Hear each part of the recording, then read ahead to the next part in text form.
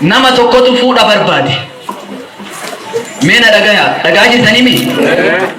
Fuudha barbaade intala tokko kadhata dhufe.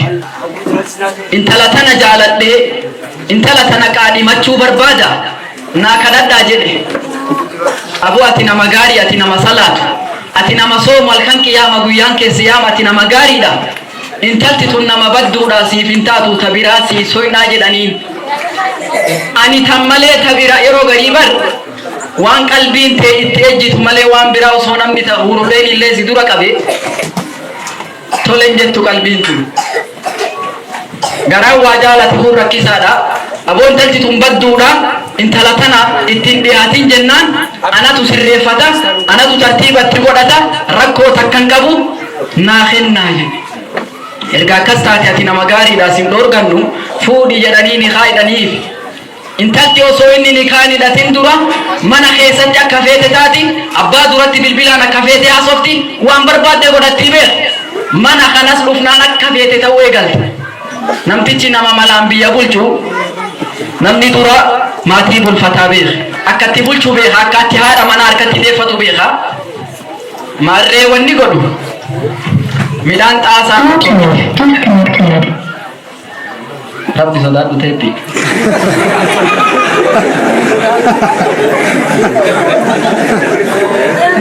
Midhaan xaasaa tokko bitee lukkuu qabu duratti naqee maal jedheen lukkuu rabbi sodaadhu midhaan kana nyaatiin yoo nyaattu ammoo lubbuu teetii jedhii dhabii si ejjeessaa jedheen lukkuun. Lukkuu yoo midhaan dura naqan hin dhiifti. Maal jettan? Moo lukkuun horsiistan isin? Lukkuun midhaan hin dhiiftuu beek. Midhaan dura naqee lukkuun nyaatiin jedhee lukkuu way dhageetti. Isin quufquuf gootee lafaa guuruu eegallaan dha'u godhee ejjeesse.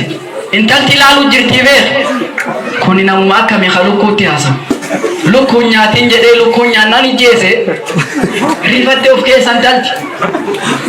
Ammallee foon bitee adurree tokko foon dura kaayee adurree tana ofii jedhii dhabii foon kanan tuqin jedheen.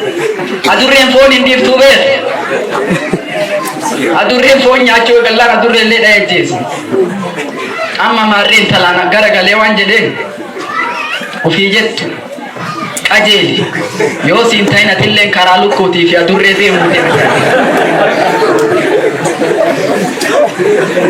intalti namtichi lukkuu afaan hin beeknee fi adurree afaan hin beekne ejjeese ana afaan beeku kanallee na ajjeesuu danda'a jettee ofitti qabdee akka duraanii godhatu akka feeten taatu. Abbaan intala kana gaafa kaanii mana kana yoo inni dhufu intalti tun cal jetteetuma teetti. In dubbattu akka duraan taatu akka feeten godhattu. Sila intalti maaliin akkana qajeelte namtichi kiniinii maalii nyaachisee intala akkana godhee amma gaafachuu eegale. Ati maaliin akkana gootee mee naa himii jedheen jennaan namtichi kun abbaan intala tana haati mana isaatuu badduudha. Haati mana isaatuu badduudha. Akka haati jirtu intalti tunillee jirtii beek yeroo garii namni kenna haadha laali maal jedhan haadha laali intala fuudhii intalti haadhatti baatee beek yeroo kana abboo haati mana kiyyaa haati intala tanaatu badduudha. Akka amalli isii tole tiyyallee tolfachuu qaba meenatti himanilleen haadha mana kiyyaa tolfadhaa jedheen. Yeroo kana gogaa looni gogaa moo kalloo jettaniin kalloo horii loonii kana tokko jiidhaa fuudhee tokko gogaa fuudhe mee walirra dachaasii jedheen. Jiidhaan kun hin dachaafame gogaan kun dacha'uu dide. Jiidhaan kun osoo inni gogiyyo waan dhaqqaban jechuu wanni inni walirra dachaafameef jiidhaa isatu jiidhaa ta'eef gogaan ammoo yeroon isaa taree jira beek. Kanaaf haadha mana keetii yeroon isii tarte alif ittiin qajeelle alif laammiim ittiin toltu jedheen yeroo garii akkasii beek. Kanaaf wanni awwaan kana kaaseef ilmi xiqqeenna kanaan tartiiban godhatin yoo guddate bu'aa akkasii qabaachuu hin danda'u jechuudha. ijoollee tana xiqqeennan osoo isiin amma jirtu haa fayyadamnu yeroo isii tana haasaamnu ijoollee quraana rabbii irraa haa guddisnuun dhaamsa kiyya har'aati. Fudhattanii qeeballee warri jettan hin barsiifannaami amaanaadha amaanaa hin barsiifannaami hayyee kanaaf ilmoon tun taragaan hubaatu rabbi nu haa taasisu ilmoo qofaa miti nullee warra baratu rabbi nu haa taasisu boo ilmoo qofa baratamoo haadhaaf abbaallee hin baratti marhaban أكنامي ما شاء الله العلم من المهدي إلى اللهد بردا ورا برد ربنا عتايس غندي أمني هررجي كوني الدمينا مادة هراشي جد أمي ونجرو كوني بفهدون جرا كيجول لجرا كمان قدو تجر إني أكنا نجمان الحمد لله جد أميسي بقى ربي نوتاي إيران وهاتور سيس خانات يامسي يروح تيابنده lagi kami boda ke speaker ini narkan tikam nanimbu we khairosan marhaban jini tide maju rukuni Ramadan Ramadan kana syaitan ni dama bain syaitan ni dama kuma ustaz Ammar Syamin jedhu maradatul jinni gurguddaa santu idama malee xixiqqaan hin jiraami xixiqqaa kana wajjiin ammallee a'damu musiiba nafsiyaa jiramoo kam yeroo hedduu namni yoo waa laalu badii hunda baagiraa hundi isii duuba shayxaanatu jiraa yaada namni san qofaami nafsiyaallee hin jirtii beek waa isin gaafadha ibliis gaafa sujuuda nabiyyallaahi aadamii didu isa maaltu ibliisin itti ta'e Iblisi biratu jira. Maaf faltan jiran. Nafsiya isaatu of keessa maal jedhe dhoqqee irraa uumame namni kun ani ammoo ibidda irraa uumame anatu isa caalaa sujuudan bu'uuf jecha nafsiyaan isaa isa keessaa saaftee beek.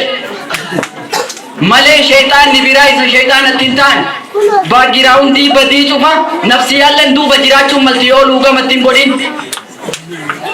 soomana keessa amma namni badii dalagu namni maasiyaa dalagu shaytaanni gurguddaan hidhame garuu nafsiyaan baraarin teennanii dhabnee beek ani wamaa ubarri'u nafsii lubbuuti qulqulleessuu mi beek inna nafsa la ammaaratun bisuu lubbuun ilma namaatun hamtuun namaa jajdi yoo luugamatti hin godhin yoon qabin ajjecha guddaa taarika keessatti qur'aana keessatti dubbatamu ka obboleessi qaabil haabil irratti laawwate maaltu duuba jira shayxaana qofaa mi beek maal jaa ayanni gama dhumaa deeme fatawwaat lahu nafsu maaltu itti tolche ajjechaasa maaltu itti bareeche maaltu hameef maaltu jedhe nafsee tanaa beek akka obboleessa ajjeesu wanni isaa jaja guddaan nafsiyaa tana rabbi dubbate lubbuu tana luugamatti haa goon nafsiyaan teenna soomana kana keessa osoo rabbi nafsiyaa tana boqonnaa fi dhiifam osoo araaraa fi rabbi irraa bakka guddaan arganne akka nurran tar akkuma reefuu jedhan nama ramadaana kasaare jibriiltu abaare nabi muhammad turratti amiin jedha salawaatu rabbi wasalaamu alayhi kasaaraa sana kan nun dhaqan tallaahi ani rabbitti kakadhee jedhe ibn al-qayyim law qiila li ahli al-qubuuri tamannuu لتمنوا يوما من رمضان وصور قبري كيس سجلوا وعقافتني مال حويتن مال بربادن جدانيني قيوم تكيتش رمضان الراحة وانجل نما برا دربي وجين تره هدو رخندو يا منجر ومن توتر ربي رحمته آمين ربي نسين سيبونو وان قدالا قرو دام سخية قدان soomana keessa nafsiyaa tana haa qabnu fedhii lubbuutii fi akka feene ta'urra sooma kana uf qaqqabne nafsiyaa teenna tana boqonnaa goone haa deemnu dhaamsaqii maaliif jennaan Saabit ibn Qurra namni jedhamu tokko raahatul lisaani fi qillatil kalaami jedhe arrabni kee boqonnaa argata barbaannan haasawa xiqqeessi jedhe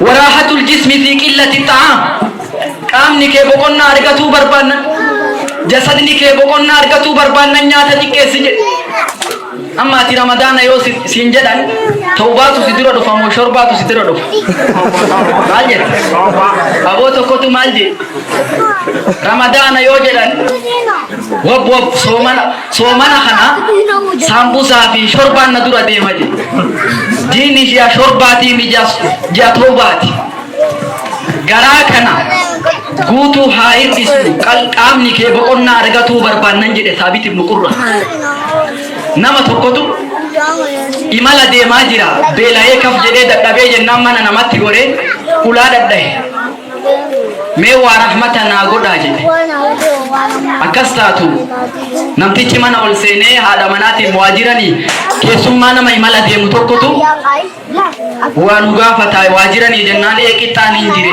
jetteen qixxaa saanarra keetteetti kennite yoo inni qixxaa nama imala deemu kanatti kennu edanu wati jala hankate eeg wati si fida jede kitar ka kayo inni mana debu alichi wati ega tan dandau be khibelarra idinu gogodde kitala ugode fit yo kuni wati ka bate du fukitani njiru nyadame abo fitte jede e fit me wati len duwan debisu me wati ka bi kita si fuda jeda malle mana tay yo inni kita dabalu de mu wati le fit ka alichi duge bela be namni belti michite jababe ega tan dandau wati khanalle duge amalle kita yo inni fidu kalichi wati amalle fit sabo hunna makami kesum makami nagadu heme amalle ka bi jede ti haide oso je bukita eddu rafite be abo esa de mujirta jede bari imala kara dera de majira ye akastatu imala ke demte yo hajate tatte debitu mana ki yarran gori ni katita thari jede